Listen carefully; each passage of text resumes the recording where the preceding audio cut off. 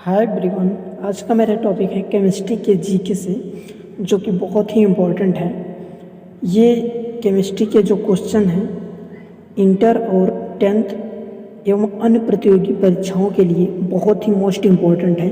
तो आइए देखते हैं ये क्वेश्चन क्या है।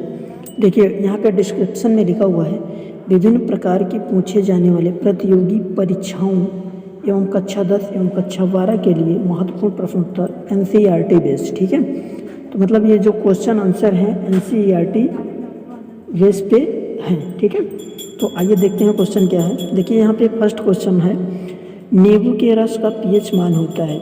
नींबू के रस का pH मान होता है, तो pH मान क्या होता है पहले आप लोग ये जान लीजिए।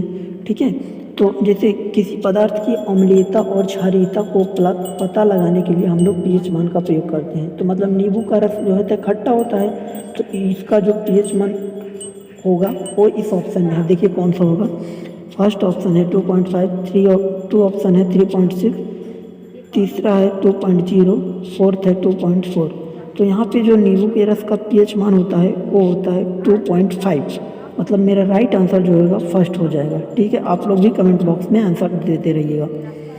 ठीक है, इसी प्रकार से हम चलते हैं अब अपने नेक्स्ट क्वेश्चन पे।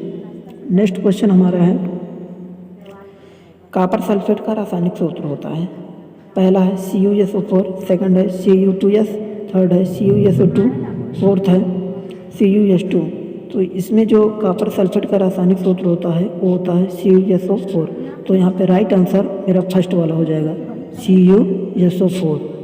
CuSO4 is right answer. ठीक है, तो अब आइए चलते हैं नेक्स्ट क्वेश्चन पे।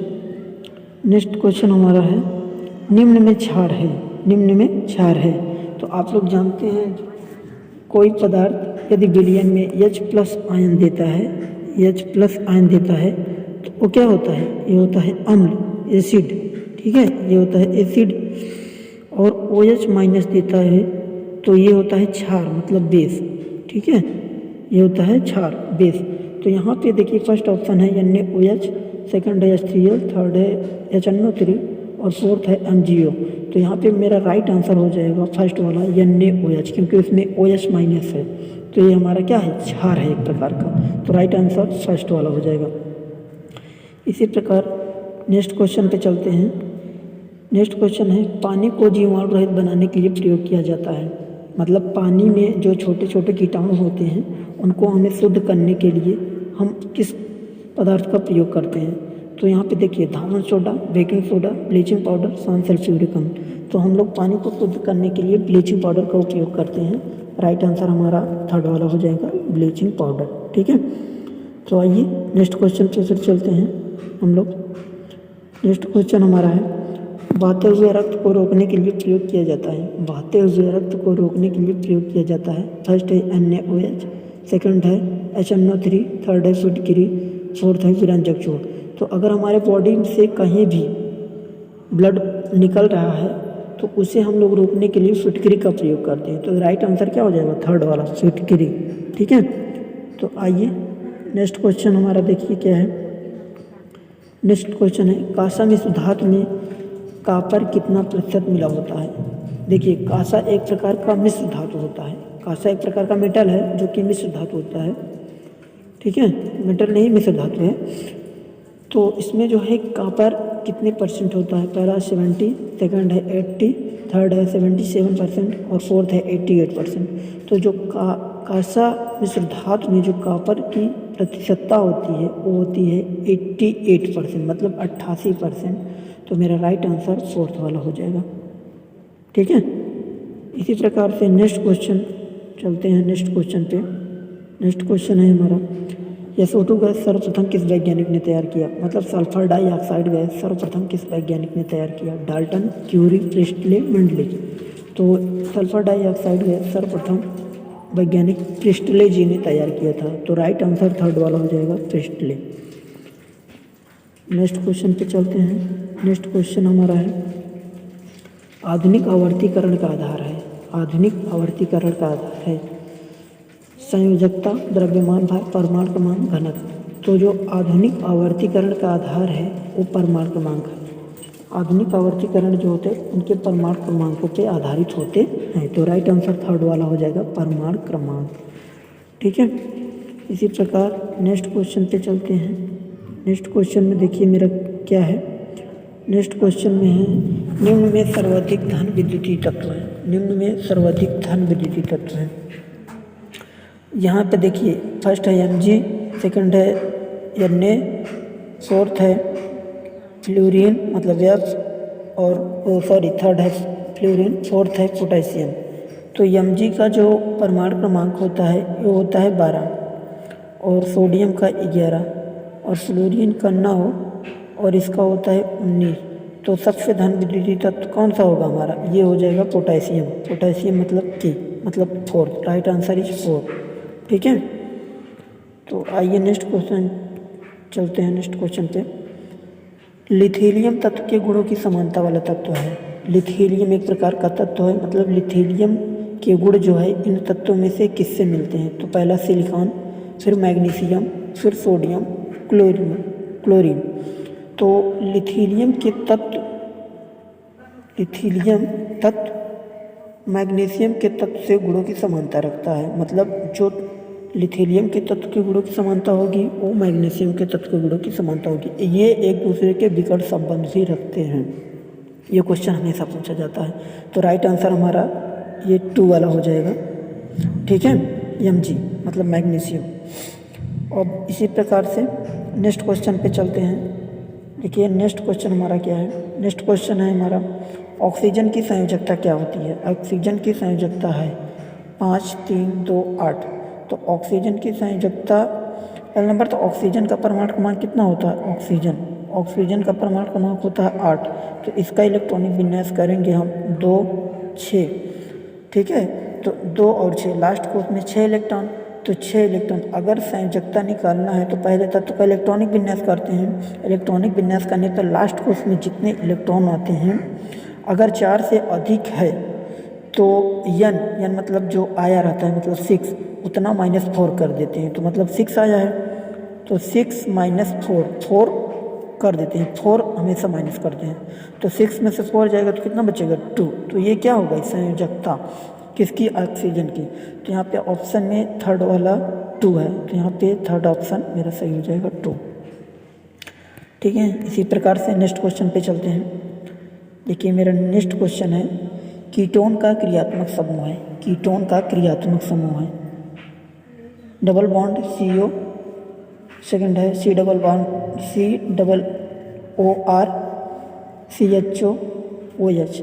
तो हमारा जो कीटोन का क्रियात्मक समूह होता है वो होता है डबल बॉन्ड CO। ठीक है, कीटोन का जो क्रियात्मक समूह होता है डबल बॉन्ड CO। तो यहाँ पे मेरा जो फर्स्ट ऑप्शन है वो राइट आंसर हो जाएगा, डबल बॉन्ड CO। ये हमारा इस बॉन्ड से कोई मेटल तत्व जुड़ा होता है। ठीक है, तो राइट आंसर मेरा फर्स्ट वाला हो जाएगा। आइए नेक्स्ट क्वेश्चन पे चलते हैं। नेक्स्ट क्वेश्चन हमारा है प्रयोगशाला में सर्वप्रथम बनने वाला यौगिक है। सॉरी, यहाँ पे यौगिक होना चाहिए, यौगिक लिख दिया गया है। प्रयोगशाला में सर्वप्रथम बनने वाला यौगिक है urea, sulphur dioxide gas, ammonia gas, nitric अम्ल। तो प्रयोगशाला में सर्वप्रथम यूरिया गैस तैयार हुई थी। ठीक है, सॉरी गैस नहीं है, प्रयोगशाला में सर्वप्रथम क्या यूरिया यौगिक जो है तैयार हुआ था। इसका फार्मूला होता है NH2CONH2 NH2CONH2 ये यूरिया का फार्मूला होता है। ठीक है, तो राइट आंसर मेरा फर्स्ट वाला हो जाएगा।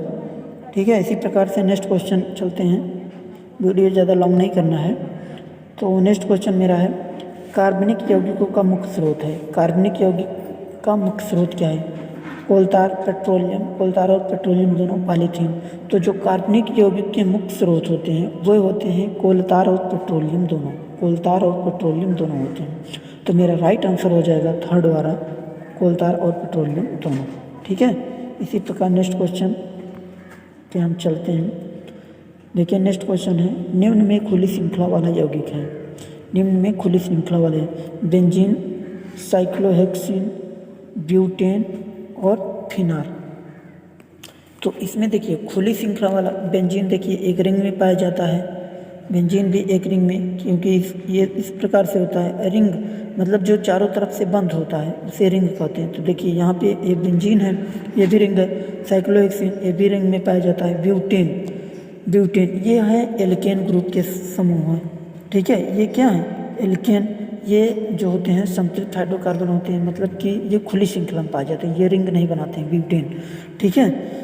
ये क्या होते हैं, ये खुली श्रृंखला में होते हैं, ये रिंग नहीं बनाते। तो और फिनाल भी जो है एक रिंग बनाता है।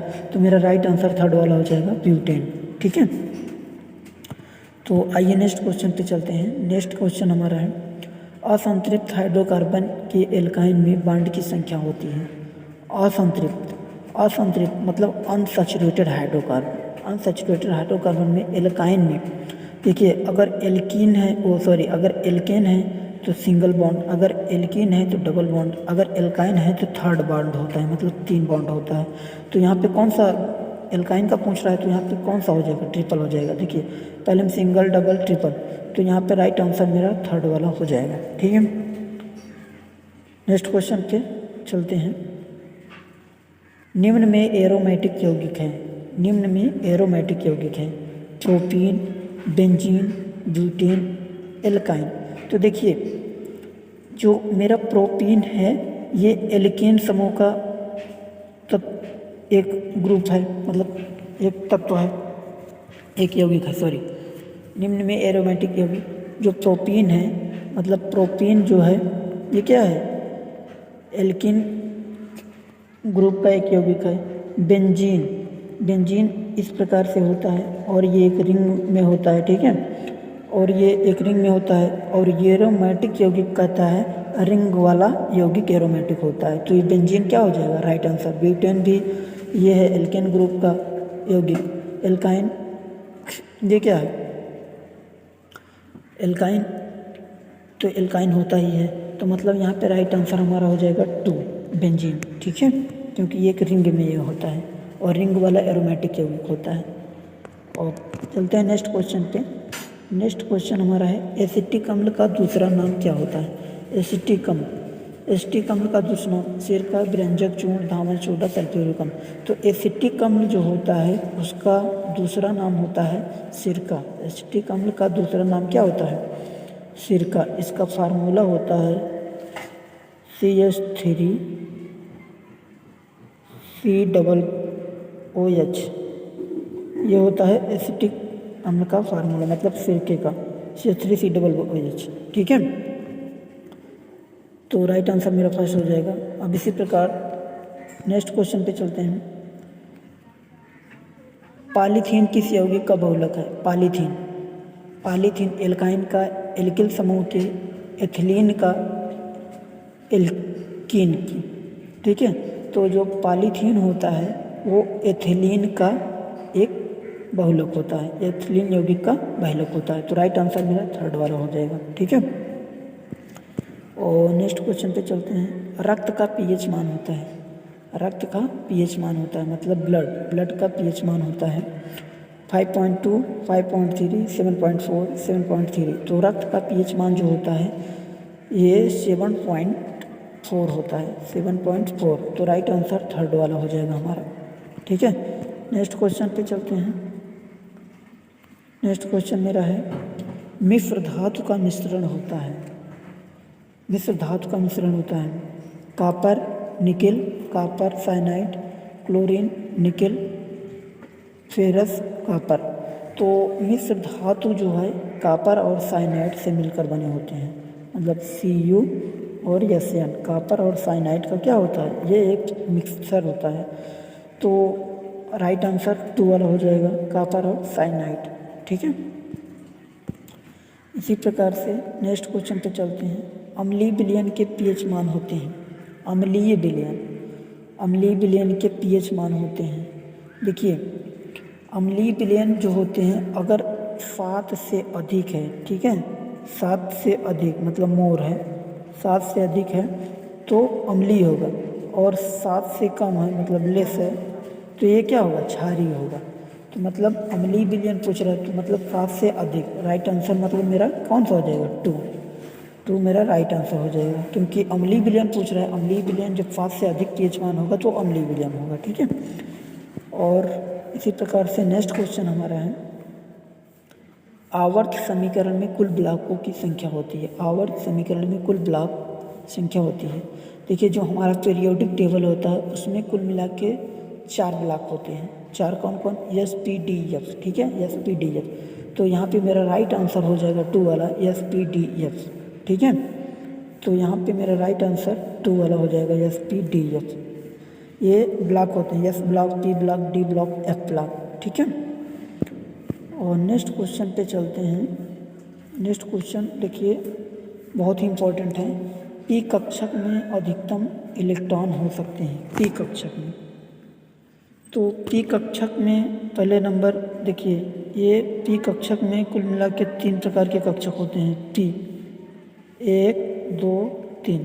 पी कक्षक में 3 कक्षक पूछ रहा है, अधिकतम इलेक्ट्रॉन हो सकते हैं। तो मतलब एक कक्षक में अधिकतम 2 इलेक्ट्रॉन पाए जाते हैं, बस एक कक्षक में अधिकतम 2 इलेक्ट्रॉन। तो इसमें देखिए 1, 2, 3 कक्षक हैं, तो इसमें अधिकतम इलेक्ट्रॉन कितने पाए जाएंगे? 6 इलेक्ट्रॉन, क्योंकि पहला इलेक्ट्रॉन इसमें, फिर दूसरा, फिर तीसरा, ठीक है। एक एक इलेक्ट्रॉन करने के बाद फिर से स्टार्ट से भरते हैं हम लोग इलेक्ट्रॉन। यहाँ पर चौथा, पाँचवा और छठवां, तो कुल इलेक्ट्रॉनों की संख्या कितनी हो गई? 6। तो पी में 3 कक्षक हो गए, पी कोष में 3 कक्षक होते हैं, तो कुल इलेक्ट्रॉनों की संख्या कितनी हो जाएगी? 6। तो राइट आंसर मेरा कितना हो जाएगा? 2, ठीक है। 2 मतलब 6 इलेक्ट्रॉन, ठीक है। तो इसी प्रकार से नेक्स्ट क्वेश्चन, मेरा लास्ट क्वेश्चन है, ट्रांजिशन तत्व कहा जाता है। ट्रांजिशन तत्व कहा जाता है। ट्रांजिशन तत्व देखिए, पी ब्लॉक के तत्व, एफ ब्लॉक के तत्व, एस ब्लॉक के तत्व, डी ब्लॉक के तत्व। तो ध्यान दीजिएगा, जो ट्रांजिशन तत्व होते हैं, एस ब्लॉक के तत्वों को ट्रांजिशन तत्व कहा जाता है। एस ब्लॉक के तत्वों को, एस ब्लॉक, ठीक है, एस ब्लॉक के तत्वों को ट्रांजिशन तत्व कहा जाता है। एस ब्लॉक के तत्वों को ट्रांजिशन तत्व कहा जाता है। तो राइट आंसर मेरा 3rd वाला हो जाएगा, ठीक है। समाप्त, ठीक। अगर वीडियो पसंद आया हो तो आप लोग लाइक, शेयर, कमेंट जरूर करिएगा। ओके, धन्यवाद।